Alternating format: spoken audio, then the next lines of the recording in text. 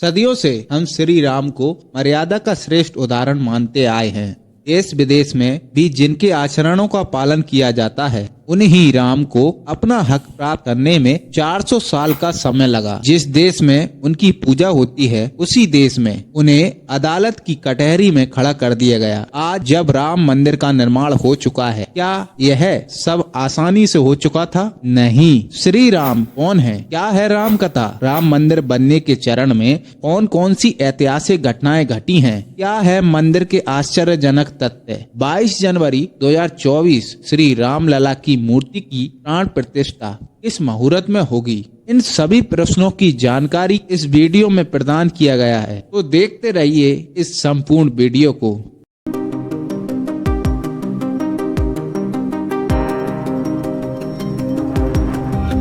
हम सभी सनातन धर्म प्रेमियों को पता है कि भगवान राम हमारी आस्था का केंद्र बिंदु हैं। श्री राम ने भगवान होते हुए भी मानव जाति के समक्ष मर्यादा, करुणा, सत्य और धर्म का पालन करने का उदाहरण पेश किया है।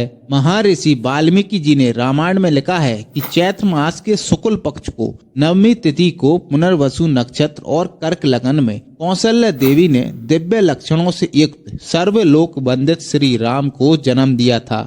भगवान राम भगवान विष्णु के अवतार हैं। श्री राम का जन्म वैवस्वत मनवंतर में 23वें चतुर्युग के त्रेता में हुआ था। उन्हें 11,000 वर्ष अयोध्या का शासन किया। श्री राम और भाई लक्ष्मण ऋषि विश्वामित्र के साथ यज्ञ की रक्षा करने गए। वहां उन्होंने ताड़का और अन्य राक्षसों को मारा। इसके पश्चात श्री राम और लक्ष्मण ऋषि विश्वामित्र के साथ जनकपुरी राजा जनक के राजमहल पहुँचे। वहां पर श्री राम ने शिव धनुष तोड़कर सीता जी से विवाह किया। जब राम को दशरथ जी अयोध्या का राजा बनाने जा रहे थे, तब माता कैकेयी को दिए वचन के कारण बेबस पिता का मान रखने के लिए राम, लक्ष्मण और सीता 14 वर्ष के लिए वन गए। वन में भाई लक्ष्मण जी ने शूर्पणखा की नाक काटी और राम ने खरदूषण को मारा। रावण के द्वारा सीता जी के हरण के बाद जटायु, जो बोलने वाला पक्षी था, जिसका रावण से प्रतिकार हुआ था, का पिता तुल्य अंत्येष्टि संस्कार किया। आगे की कथा में श्री राम हनुमान और सुग्रीव से मिले। सुग्रीव के भाई बाली का वध कर सुग्रीव को राजा बनाया। हनुमान जी ने लंका जाकर माता सीता की खोज की। भगवान राम ने समुद्र पार सेना लाने के लिए नल नील वानरों की सहायता से राम सेतु का निर्माण किया। रावण के भाई विभीषण को शरण दी। रावण और उसके 1 लाख से अधिक पुत्र और 1.5 लाख से अधिक पौत्रों को कुंभकर्ण, मेघनाद सहित मार गिराए। अयोध्या आकर अपना राम राज्य स्थापित किया और अपनी प्रजा को कुशल नेतृत्व प्रदान किया। रामायण से जुड़े अन्य तथ्य। महर्षि वाल्मीकि जी द्वारा रामायण की रचना की गई थी। राम भक्त लेखक गोस्वामी तुलसीदास जी ने श्री राम के जीवन पर केंद्रित भक्तिभाव पूर्ण सुप्रसिद्ध महाकाव्य रामचरितमानस की रचना की थी। इन दोनों के अतिरिक्त अन्य भारतीय भाषाओं में भी रामायण की रचना हुई है। स्वामी कारपत्री ने रामायण मीमांसा में विश्व के समस्त रामायण का लेखा है। दक्षिण के क्रांतिकारी पेरियर रामास्वामी व ललई सिंह यादव की रामायण को भी मान्यता प्राप्त है। भारत में श्री राम अत्यंत पूजनीय है, लेकिन क्या आपको पता है विश्व के 184 देशों में से 182 देशों में भी श्री राम की पूजा होती है। इंडोनेशिया एक मुस्लिम देश होते हुए भी यहाँ के लोग श्री राम को अपना पूर्वज मानते हैं।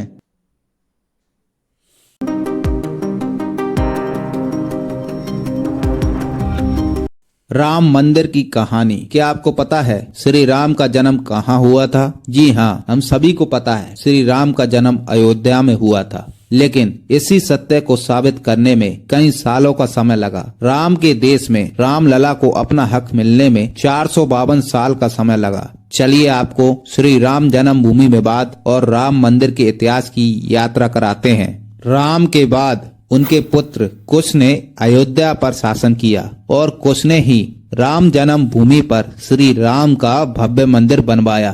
लेकिन कई साल बीत जाने के बाद मंदिर खंडर हो जाता है। एक दिन उज्जैन के राजा विक्रमादित्य अयोध्या में आए और इस खंडर भूमि पर उन्हें चमत्कार दिखे। उन्हें पता चला कि यह राम जन्म भूमि है। उन्होंने इस भूमि पर रामलला का मंदिर बनवाया। इस समय के बीत जाने के दौरान कई शासकों ने मंदिर की मरम्मत कराई। 7वीं सदी के बाद भारत की भूमि पर मुस्लिम आक्रांताओं का आक्रमण होना शुरू हो गया। इन्हीं आक्रांताओं में से एक था बाबर, जो 1526 में भारत आया और उसने दिल्ली में मुगल वंश की नींव रखी। बाबर ने 1530 ईस्वी तक शासन किया था। सन 1528 में मीर बांकी, जो बाबर का सेनापति था, अयोध्या में रामलला का मंदिर तोड़वाकर बाबरी मस्जिद का निर्माण करा देता है। मुस्लिम शासकों के समय हिंदू समुदायों ने विरोध तो किया होगा, शायद उनको इसका परिणाम भी भुगतना पड़ा होगा। समय यात्रा में आगे बढ़ते हैं। इस दौरान हुमायूं, अकबर, जहांगीर, शाहजहां, औरंगजेब, बहादुर शाह, जहांदर शाह का शासन निकल चुका था। सन 1717 ई में मुगल वंश का शासक फारुखसियार 1713 से 1719 तक था। इस समय दिल्ली दरबार में सैयद बंधुओं का बोलबाला था। इस समय जयपुर के राजा जयसिंह थे। उन्होंने अपनी चतुर नीति से सैयद बंधुओं के माध्यम से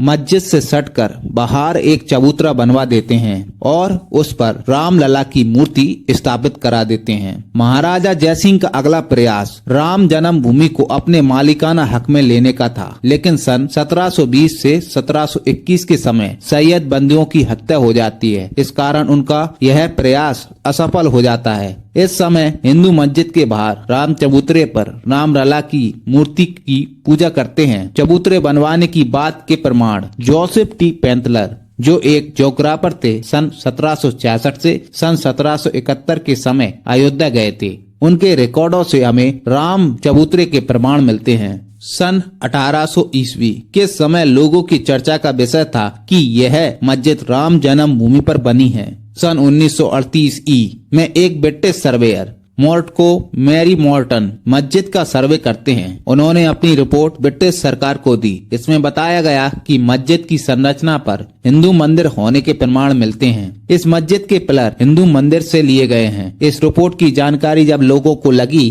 तो अयोध्या में विवाद की स्थिति उत्पन्न हो गई। इस समय से हिंदू संप्रदाय लोग और हिंदू संगठन सक्रिय होने लगे थे।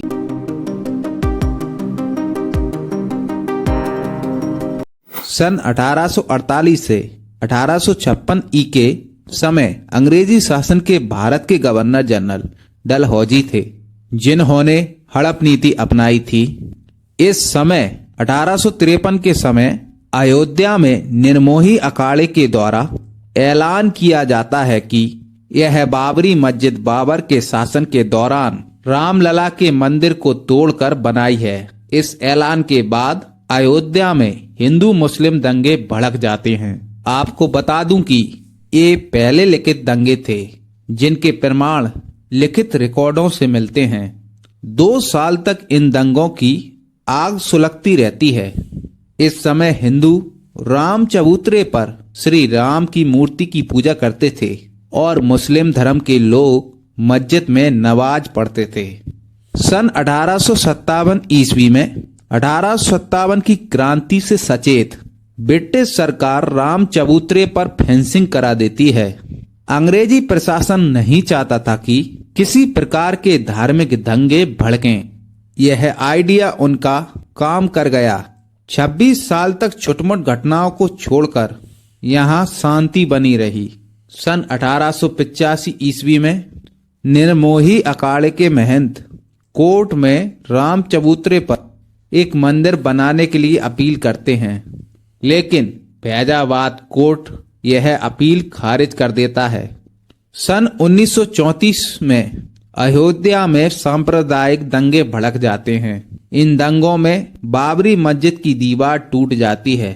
इस विवाद के बाद अंग्रेजी सरकार दीवार को रिपेयर करा देती है।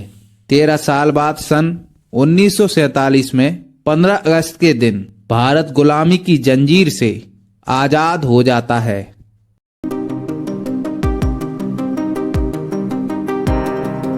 लेकिन अयोध्या में लोगों के बीच चर्चा थी कि देश तो आजाद हो गया, लेकिन रामलला को आजादी नहीं मिली है। ठीक 2 साल बाद दिनांक 23 दिसंबर 1949 को रात में कुछ लोग मस्जिद में घुस जाते हैं और मुख्य गुंबद के नीचे राम चबूतरे पर स्थापित मूर्ति को उठाकर प्राण प्रतिष्ठित कर देते हैं। अगले दिन सुबह सुबह मस्जिद से घंटी बजने और आरती करने की आवाज आती है। मस्जिद में लोगों के द्वारा रामलला की पूजा की जा रही होती है। धीरे धीरे यह खबर अयोध्या में आग की तरह फैल जाती है। हिंदू लोग एक दूसरे से कह रहे थे कि रामलला स्वयं मस्जिद में प्रकट हुए हैं, लेकिन मुस्लिम समुदाय के लोग उस मूर्ति को हटवाने की बात कह रहे थे। सुबह 6:30 बजे मस्जिद के आसपास भीड़ इकट्ठी हो जाती है। पुलिस के उस समय के बयान से पता चलता है कि भीड़ इतनी अधिक है, इसको कंट्रोल करने में पुलिस असमर्थ है। इस बात की खबर देश के प्रधानमंत्री नेहरू को पता चलती है, तो उन्होंने इस घटना को निंदनीय कहा। आपको बता दूं कि इस समय देश का संविधान नहीं लागू हुआ था। उसी दिन दोपहर 2:30 बजे अयोध्या के डिस्ट्रिक्ट मजिस्ट्रेट के नायर को पीएमओ से आदेश प्राप्त होता है। उनसे इस आदेश में कहा जाता है कि इस मूर्ति को मस्जिद से हटवाकर राम चबूतरे पर पुनर्स्थापित किया जाए। इस आदेश के उत्तर में के नायर एक चिट्ठी पीएमओ को लिखते हैं, मैं इस आदेश का पालन करने में असमर्थ हूँ। अगर मैं ऐसा कदम उठाता हूँ तो इस जगह विवाद उत्पन्न हो सकता है। पीएमओ से इस चिट्ठी के उत्तर में एक और आदेश आता है, जिसमें पुनर्आदेश का पालन करने को दोहराया जाता है। के नायर इस बार एक चिट्ठी और लिखते हैं, जिसमें वह सरकार को सलाह देते हैं कि सरकार इस क्षेत्र की शांति बनाए रखने के लिए इस मामले को अदालत में दे सकती है और जब तक फैसला नहीं आ जाता मस्जिद पर जालीदार गेट लगा दिया जा सकता है। पीएमओ उनकी सलाह को मान लेता है। इस तरह रामलला की मूर्ति मस्जिद में रखी हो गई। लोग बाहर से ही रामलला की पूजा करने लगते हैं। जनवरी 1950 में हिंदू महासभा के अध्यक्ष गोपाल सिंह विशारद दिगंबर अखाड़े के महंत रामचंद्र दास कोर्ट में अपील करते हैं कि भगवान राम स्वयं मस्जिद में प्रकट हो गए हैं, तो हिंदुओं को रामलला की पूजा करने की अनुमति दी जाए।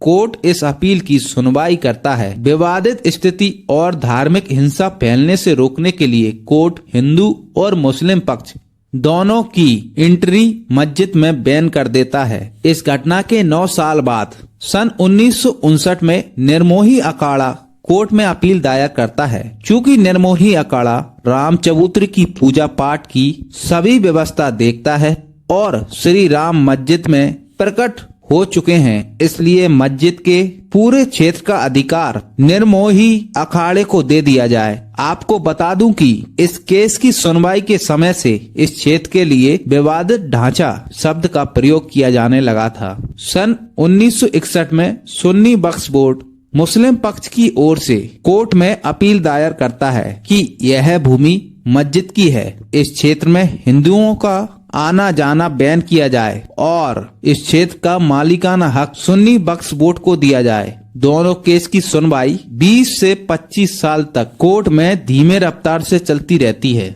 सन 1980 में जनसंघ से अलग होकर भारतीय जनता पार्टी का निर्माण किया जाता है। चुनावी साल 1984 में अप्रैल 1984 को दिल्ली के विज्ञान भवन में विश्व हिंदू परिषद धर्म संसद का आयोजन करती है। इस धर्म संसद में विश्व हिंदू परिषद के अध्यक्ष अशोक सिंघल, बीजेपी के नेता अटल बिहारी, मुरली मनोहर जोशी और अन्य हिंदू संगठनों के लीडर थे। विश्व हिंदू परिषद के नेता अशोक सिंघल राम मंदिर का निर्माण करने के लिए कहते हैं। वे कहते हैं कि राम मंदिर का निर्माण होगा उसी भूमि पर। इसके लिए रथ यात्रा का आयोजन किया जाता है और यह रथ यात्रा सीतामढ़ी से अयोध्या तक निकाली जाएगी। लेकिन 31 अक्टूबर 1984 को इंदिरा की हत्या हो जाती है। जगह जगह सिख दंगे भड़क उठते हैं, इसलिए रथ यात्रा टाल दी जाती है। सन 1984 में 40 साल के राजीव को प्रधानमंत्री बनाया जाता है। सन 1986 से देश में 1989 के चुनावों को लेकर कांग्रेस और बीजेपी कमर कस चुकी थी। कांग्रेस के लीडर जानते थे कि हिंदू संगठन बीजेपी को सपोर्ट करेंगे। दोनों बड़ी पार्टी धार्मिक कारणों के कारण अपने वोट खोना नहीं चाहती थी। इस स्थिति के बीच सुप्रीम कोर्ट में निचली अदालत से एक मामला आता है, जिसमें एक 62 वर्षीय महिला जिसका नाम सहबानो था, जिसके 5 बच्चे थे, को उसका मुस्लिम पति तलाक दे देता है। सहबानो कोर्ट से अपील करती है कि उसको आजीविका भत्ता दिलवाया जाए।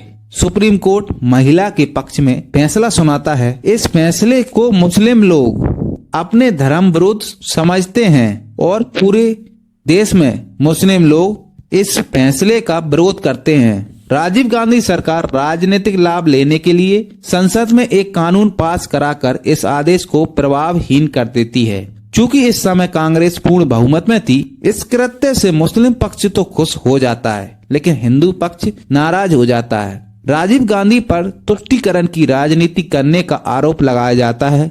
इस नाराजगी के चलते राजीव गांधी एक व्यवस्था करते हैं। दिनांक 1 फरवरी 1986 को फैजाबाद कोर्ट में एक मुकदमा दायर होता है। इस मुकदमे में अपील की जाती है कि रामलला के अस्थायी मंदिर के पूजा करने के लिए गेट खोले जाएं। इस मुकदमे की सुनवाई 1 घंटे में हो जाती है। मस्जिद को खुलवाने का फैसला आता है। गेट खुलने का लाइव प्रसारण डीडी न्यूज कर रहा था। लोगों को लग रहा था कि राजीव गांधी ने मस्जिद के गेट खुलवाए हैं। इस कार्य से हिंदू तो खुश हो जाते हैं, लेकिन मुस्लिम नाराज हो जाते हैं और मुस्लिम पक्ष प्रोटेस्ट करने लगते हैं। 5 दिन बाद मुस्लिम लीडरों के द्वारा 6 फरवरी 1986 को बाबरी मस्जिद एक्शन कमेटी का गठन किया जाता है। अगस्त 1989 में इलाहाबाद हाईकोर्ट के न्यायिक लखनऊ बेंच इस विवाद से जुड़ी अपीलों को इकट्ठा करके सुनवाई करना शुरू कर देती है। इस समय विश्व हिंदू परिषद देश में राम लिखी हुई ईंटें इकट्ठा करने का आंदोलन चला रही थी। इस आंदोलन के चलते भागलपुर में अक्टूबर 1989 को दंगे भड़कना शुरू हो जाते हैं। ये दंगे एक अफवाह के कारण हिंदू मुस्लिमों के बीच भड़क गए थे। दंगे अक्टूबर से नवंबर तक चले। इन दंगों में 1000 लोग मारे जाते हैं। 1989 के चुनाव विपोर्स घोटाले के कारण कांग्रेस हार जाती है। देश में गठबंधन की सरकार बनती है। देश के नए पीएम विश्वनाथ प्रताप बने, जो नेशनल फ्रंट पार्टी से थे। उनकी पार्टी को बीजेपी और अन्य पार्टियों का समर्थन कांग्रेस के विरुद्ध प्राप्त था। 25 सितंबर 1990 को बीजेपी के नेता लाल कृष्ण आडवाणी सोमनाथ से अयोध्या तक रथ यात्रा निकालते हैं। गुजरात क्षेत्र में इस यात्रा का कार्यभार 40 साल के नरेंद्र मोदी को सौंपा गया था। यह सुनिश्चित किया गया कि यह रथ यात्रा 30 अक्टूबर 1990 को अयोध्या पहुंचेगी और वहां पर पहली कार सेवा की जाएगी। लेकिन जिस स्थान पर रथ यात्रा पहुंच रही थी, उस स्थान पर दंगे भड़क रहे थे। उस समय गुजरात, उत्तर प्रदेश और आंध्र प्रदेश, कर्नाटक में दंगे भड़कते हैं। 23 अक्टूबर 1990 को रथ यात्रा बिहार के समस्तीपुर पहुंचती है। बिहार के मुख्यमंत्री लालू प्रसाद यादव लाल कृष्ण आडवाणी और प्रमोद महाजन को गिरफ्तार करा देते हैं। इस कारण भारतीय जनता पार्टी बीपी सिंह की सरकार को दिया समर्थन खींच लेती है। 30 अक्टूबर को कार सेवा करनी थी, इसका ऐलान पहले ही हो चुका था। इस कारण कई कार सेवक 30 अक्टूबर को अयोध्या में इकट्ठा हो गए थे और मस्जिद के मुख्य गुम्बद के ऊपर ध्वज फहरा देते हैं। इस कारण वहां पर धार्मिक उन्माद फैल जाता है। तत्कालीन उत्तर प्रदेश के सीएम मुलायम सिंह यादव इस स्थिति को रोकने के लिए कार सेवकों पर गोली चलाने का आदेश दे देते हैं। इस कारण मुलायम सिंह को मुल्ला मुलायम सिंह कहा जाने लगता है। गोली चलने के कारण कई कार सेवकों की मृत्यु हो जाती है और कुछ लोग घायल हो जाते हैं। मई 1991 में राजीव गांधी की चुनाव कैंपेन के दौरान हत्या हो जाती है। सहानुभूति के कारण कांग्रेस चुनाव जीत जाती है। देश के नए प्रधानमंत्री पीवी नरसिम्हा राव बनते हैं।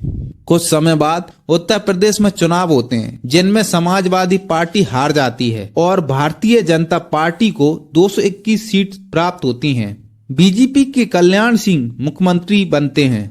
10 जनवरी 1991 को उत्तर प्रदेश की कल्याण सरकार बाबरी मस्जिद से सटी 2.77 एकड़ जमीन राम मंदिर भूमि न्यास ट्रस्ट को लीज पर दे देती है। इस भूमि पर कई मंदिर और आश्रम बने हुए थे। इनको तोड़कर जगह जगह को साफ किया जा रहा था, लेकिन कोर्ट दंगे भड़कने की आशंका से इस कंस्ट्रक्शन पर रोक लगा देती है। जुलाई 1992 को विश्व हिंदू परिषद अयोध्या में कार सेवा आंदोलन का आह्वान करती है। कई कार सेवक कंस्ट्रक्शन को पुनर्चालू करने के लिए अयोध्या पहुंचते हैं। इस समय विवाद की स्थिति उत्पन्न हो जाती है। इसी घटना को देखते हुए पीवी नरसिम्हा राव हिंदू और मुस्लिम पक्ष की मीटिंग दिल्ली में बुलाते हैं, लेकिन इस मीटिंग में कोई बीच का रास्ता नहीं निकलता है। इसी दिन हिंदू संगठन दिल्ली में मीटिंग करते हैं। इस मीटिंग में एक प्लान बनता है। इस गुप्त प्लान में 6 दिसंबर 1992 को बाबरी मस्जिद तोड़कर राम मंदिर बनाने की तैयारी थी। यह काम कार सेवकों के द्वारा किया जाना था। इस बात की खबर पीवी नरसिम्हा राव को लग चुकी थी। उधर कल्याण सिंह जी ने कोर्ट में हल्फनामा भी दिया था कि यहाँ पर किसी भी प्रकार का दंगा नहीं होगा। कार सेवा विवादित स्थल से 200 गज की दूरी पर की जाएगी।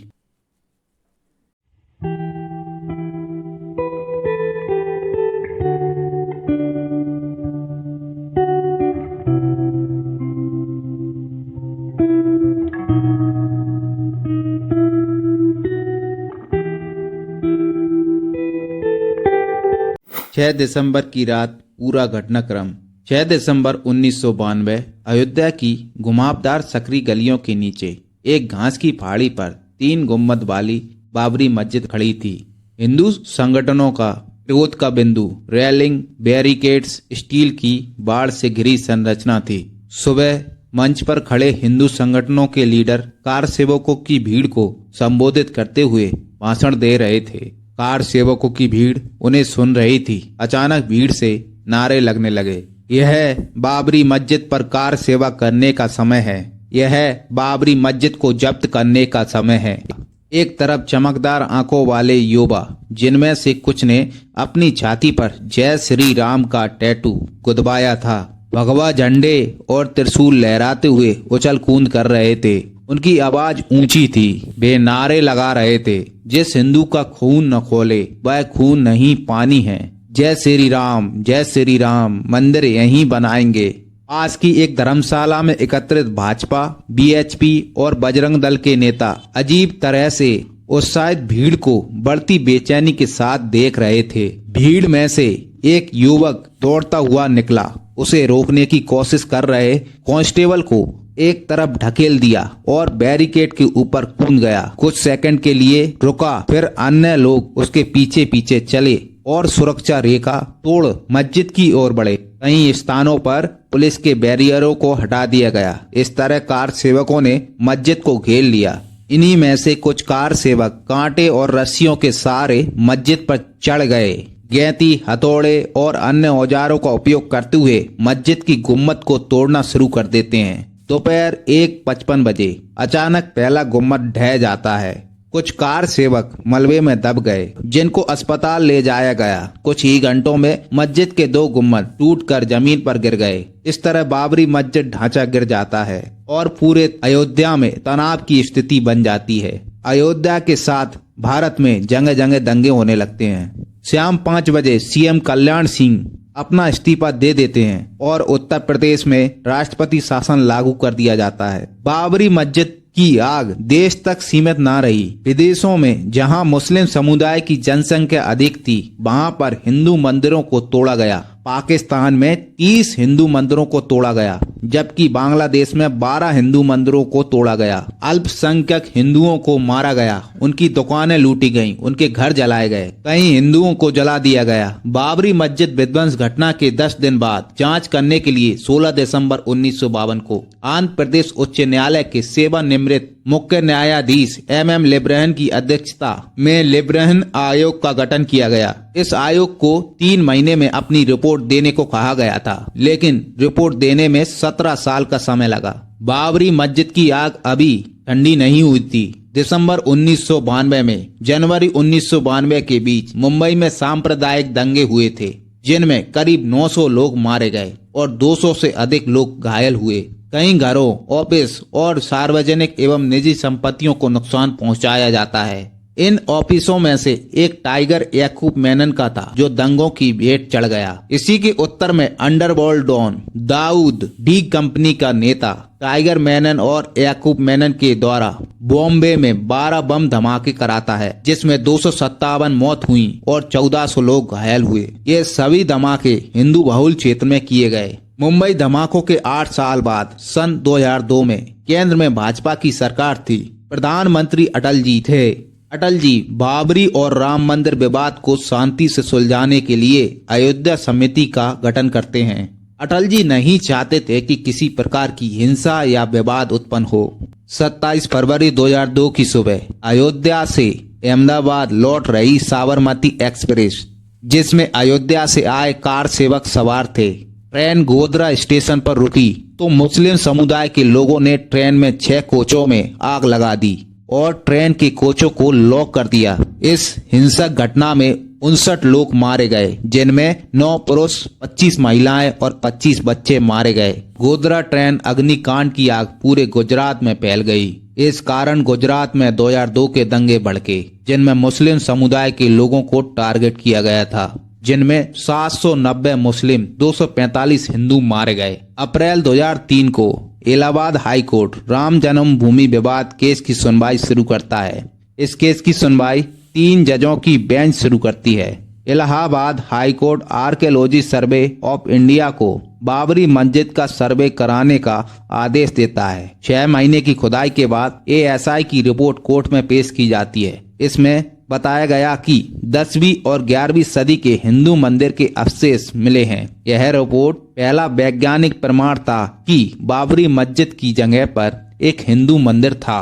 5 जुलाई 2005 को अयोध्या में इस्लामिक आतंकी संगठन लश्कर-ए-तैयबा के 5 आतंकवादियों ने अस्थायी राम मंदिर पर हमला कर दिया, जिसमें एक नागरिक मारा गया और केंद्रीय रिजर्व पुलिस के जवानों ने 5 आतंकवादियों को मार गिराया।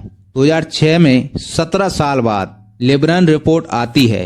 इस रिपोर्ट में लाल कृष्ण आडवाणी, मुरली मनोहर जोशी, अटल बिहारी वाजपेयी, कल्याण सिंह मुख्य रूप से RSS को आरोपी बनाया जाता है। इस समय केंद्र में मनमोहन सिंह जी की कांग्रेस सरकार थी।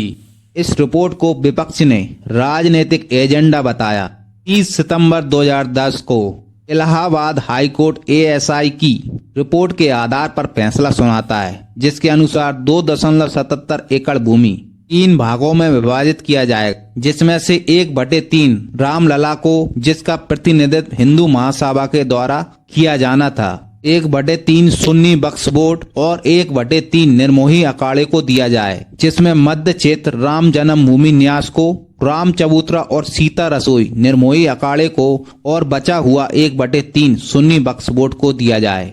इस फैसले से तीनों पक्ष संतुष्ट नहीं थे। तीनों पक्ष सुप्रीम कोर्ट में अपील दायर कर देते हैं। सुप्रीम कोर्ट में 7 साल तक कोई सुनवाई नहीं होती है। अगस्त 2017 में सुप्रीम कोर्ट मीडिएशन पैनल बनाता है। 9 नवंबर 2019 को 5 जजों की बेंच, जिसमें देश के मुख्य न्यायाधीश रंजन गोगोई भी शामिल थे, इस बेंच ने फैसला सुनाया। सर्वोच्च न्यायालय ने उच्च न्यायालय का फैसला पलटते हुए शिया वक्फ बोर्ड और निर्मोही अखाड़े की याचिका को खारिज कर दिया एवं सुन्नी वक्फ बोर्ड को बाद लगाने का अधिकारी नहीं माना।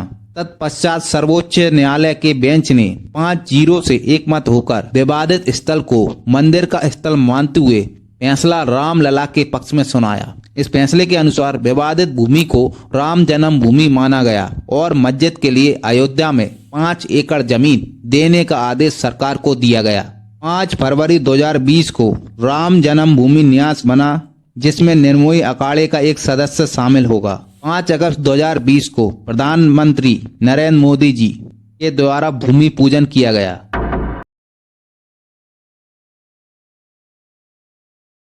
राम मंदिर निर्माण की ऐतिहासिक लड़ाई में महत्वपूर्ण भूमिका निभाने वाले शख्स और संगठनों के बारे में जानकारी।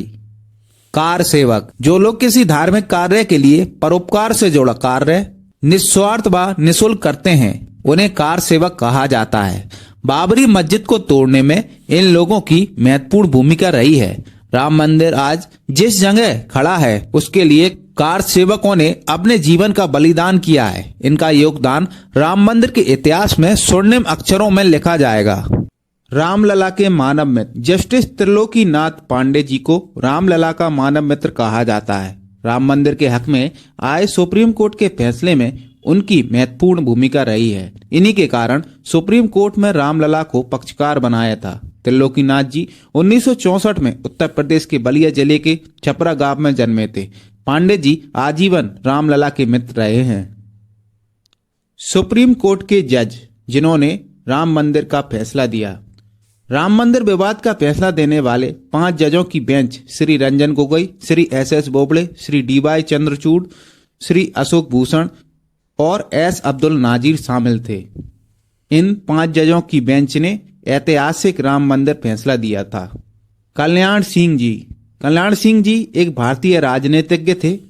विवादित बाबरी मस्जिद विध्वंस होने के समय उत्तर प्रदेश के मुख्यमंत्री थे। इस कार्य में इनका महत्वपूर्ण योगदान कहा जाता है। बाबरी मस्जिद विध्वंस के समय पुलिस को गोली न चलाने का ऑर्डर इन्हीं के द्वारा दिया गया था।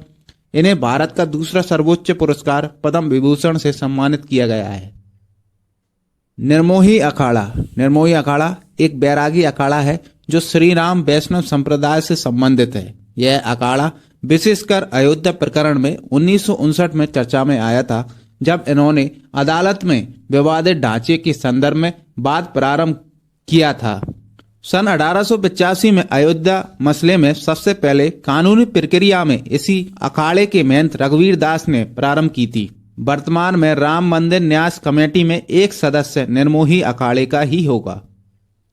भारतीय जनता पार्टी राम मंदिर बनने में भारतीय जनता पार्टी का महत्वपूर्ण योगदान है। सन 1980 से ही बीजेपी का राम मंदिर बनाने का मिशन रहा है। बाबरी मस्जिद ढांचा गिराने में या राम मंदिर निर्माण में बीजेपी का महत्वपूर्ण योगदान रहा है। राम मंदिर निर्माण में अटल जी, मुरली मनोहर जोशी, लाल कृष्ण आडवाणी, उमा भारती और बीजेपी के तत्कालीन और वर्तमान नेता शामिल हैं। शिवसेना बाला साहब ठाकरे ने शिवसेना पार्टी को बनाया था। शिवसेना के राजनीतिक और धार्मिक मुद्दे में राम मंदिर का मुद्दा सदैव रहा है। बाबरी मस्जिद विध्वंस में इनका महत्वपूर्ण योगदान रहा है। नरेंद्र मोदी भारत की आजादी के समय से राम मंदिर का मुद्दा राजनीतिक मुद्दा रहा है। इतने बड़े धार्मिक विवाद का फैसला जब आया तो सभी पक्षकारों ने उसे मान लिया। देश विदेश में कहीं पर भी हिंसा या तनाव की स्थिति नहीं बनी, सब कुछ शांति से हो गया। कैसे? प्रधानमंत्री मोदी और उनकी पूरी टीम इस मुद्दे को पर्दे के पीछे से हल कर रही थी। आज जब हिंदू खुश है उतना ही मुस्लिम खुश है। यह सब मोदी के कारण है या नहीं, आप अपनी राय कमेंट बॉक्स में दे सकते हैं। राम मंदिर के बारे में जानकारी। राम लला का वर्तमान मंदिर हिंदू ग्रंथों, वास्तु शास्त्रों और शिल्प शास्त्रों के अनुसार मंदिर 250 फीट चौड़ा, 380 फीट लंबा और 161 फीट ऊंचा है। यह 3 मंजिला मंदिर है। प्रत्येक मंजिल की ऊंचाई 20 फीट है। कुल 352 खम्भे हैं और 44 दरवाजे हैं। इस मंदिर में नृत्य मंडप, रंग मंडप, सभा मंडप, प्रार्थना मंडप और कीर्तन मंडप हैं। मंदिर के स्तंभों में प्रत्येक में 16 मूर्तियां हैं, जिनमें शिव अवतार, 10 अवतार, 64 योगिनियां और देवी सरस्वती के 12 अवतार शामिल हैं। मंदिर में प्रवेश करने में 32 सीढ़ियां हैं, जिनकी ऊंचाई 16.5 फीट है। को चढ़कर सिंह द्वार शुरू होता है। मंदिर के चारों तरफ आयताकार परकोटा बनाया है, जिसकी लंबाई 732 मीटर, चौड़ाई 4.25 मीटर है। परकोटे के कोनों पर 4 मंदिर भगवान सूर्य, शंकर, गणपति, देवी भगवती। परकोटे के दक्षिण भुजा में हनुमान एवं उत्तरी भुजा में अन्नपूर्णा माता का मंदिर है।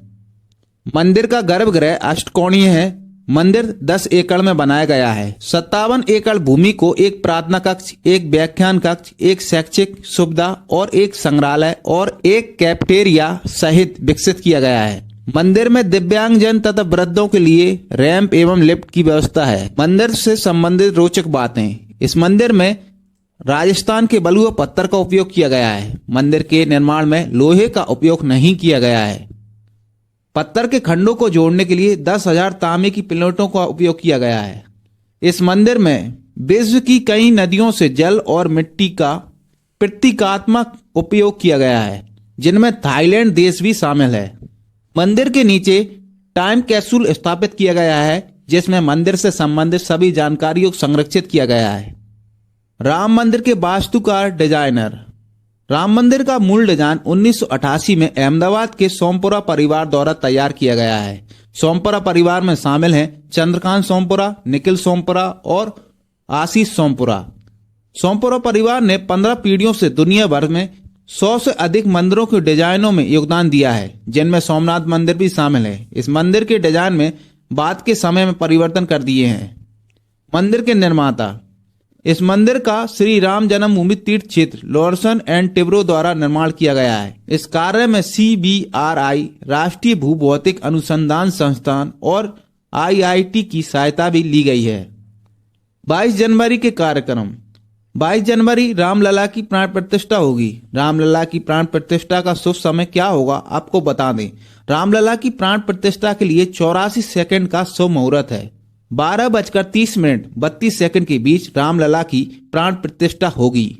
श्री राम की नई मूर्ति 5 साल के बालक स्वरूप में कमल पर विराजित होगी, जिसकी लंबाई 8 फीट है। यह मूर्ति श्याम वर्ण होगी।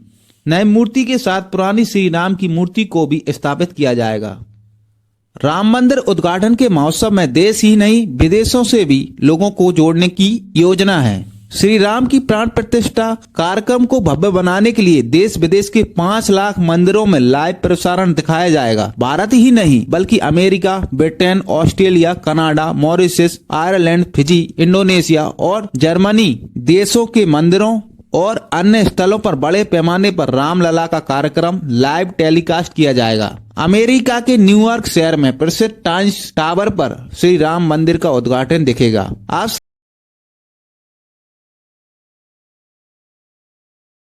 सभी दर्शकों से विशेष निवेदन। प्राण प्रतिष्ठा के दिन सायंकाल सूर्यास्त के बाद अपने घर के सामने देवताओं की प्रसन्नता के लिए दीपक जलाएं, दीप मालिका सजाएं। विश्व के करोड़ों घरों में दीप उत्सव मनाया जाएगा। आपसे निवेदन है कि प्राण प्रतिष्ठा के दिन के बाद प्रभु श्री रामलला की नवनिर्मित मंदिर के दर्शन हेतु अपने अनुकूल समय अनुसार अयोध्या जी में परिवार सहित पधारें, श्री राम जी की कृपा प्राप्त करें। अंत में आप सबसे मैं विदाई लेता हूँ। इस चैनल को सब्सक्राइब करें, लाइक करें और अन्य लोगों को शेयर करें। धन्यवाद।